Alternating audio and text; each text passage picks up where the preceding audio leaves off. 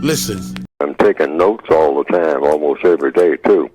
So my mind doesn't recall a lot of the things that I have written. That's why I like to write things down. And on page 246 of the revised edition of the book, that is there. Yes. The question specifically was, what should you expect to receive from your efforts to end racism and or produce justice? I think that's a legitimate question. Yes. So if people ask, well, getting rid of racism, what do you expect to get out of that? All right, well, what you expect to get out of it, according to the compensatory counter-racist logic, is you should, for the most part, expect to receive disapproval, disappointment, discomfort, and death. That is, you're in a prison system called racism. So when you make an effort, see, because I asked, what do you expect to receive from your efforts to end racism? Racism is the dominant political and religious force on the planet, and it's designed to do harm to people of color. That's what it's for. And if you try to do anything against it, one thing you can expect is disapproval, both from white people, sizable numbers of white people, and from a sizable number of non-white people. If you're talking about racism all the time, that's number one. And then you can also expect disappointment. Sometimes people talk to me and they say that, that I'm disappointed in black people's reaction when I talk to them about racism. You can expect people to react that way. And then if you really get serious about really trying to do anything to replace the system of racism with the system of justice, and it appears to be effective, then you have that fourth thing, death. The fourth D in that list of things, out of disapproval, disappointment, discomfort. You can expect to be killed. Why? Because we're in a war, and we're prisoners of war. If you try to dismantle that prison, and you are appearing to be effective in doing so, you can expect to be killed, like in any war. We're in a war. That's what racism is. Racism is war. It's not just some type of mild disapproval of one person to another.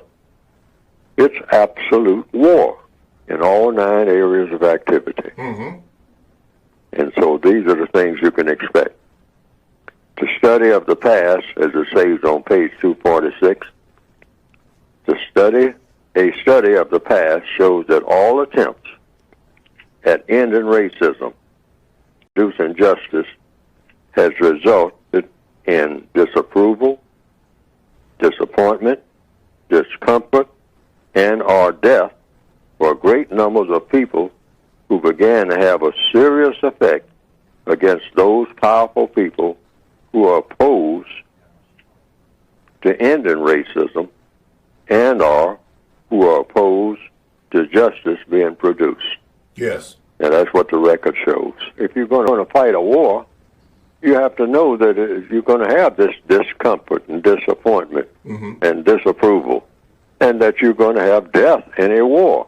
It goes with the package. And if you're a prisoner of war, and you understand that. We didn't ask for this war.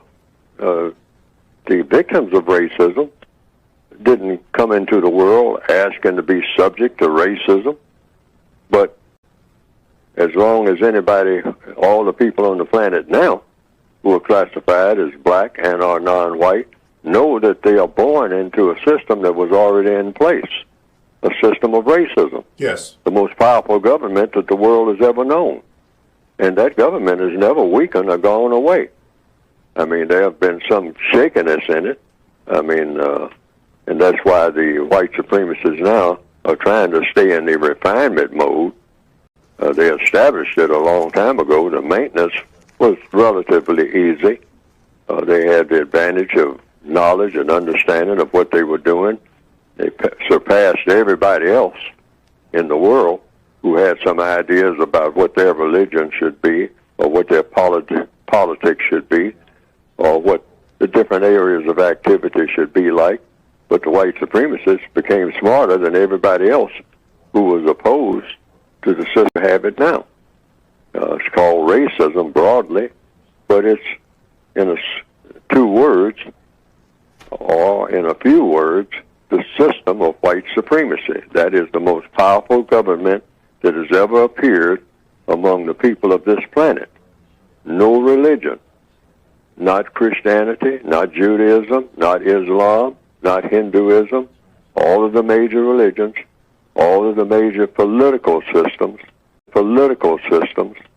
socialism, they say, whatever that means, communism, whatever that means, capitalism, whatever that means, none of them, all of them combined, have not been more powerful than the system of white supremacy in all 9 areas of activity when it came to the interaction between people who are classified as white and non-white.